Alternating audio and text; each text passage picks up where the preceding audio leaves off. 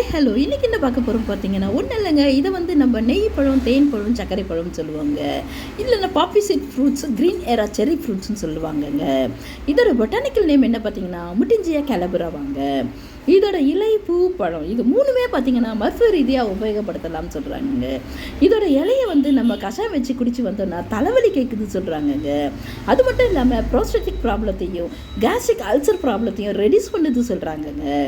இதோட பூ பார்த்தீங்கன்னா நம்ம அம்மியில் அரைச்சி எடுத்துகிட்டு வந்துட்டு வீக்கம் உள்ள இடத்துல தடவிட்டு வந்தோம்னா வீக்கம் குறையுது சொல்கிறாங்கங்க. இது மட்டும் இல்லாமல் இந்த பழத்தை நம்ம அப்படியே சாப்பிட்லாங்க. இதோட சுவை பார்த்திங்கன்னா உள்ள தேன் மாதிரியும் சக்கரை மாதிரியும் நெய் மாதிரியும் இருக்குதுங்க.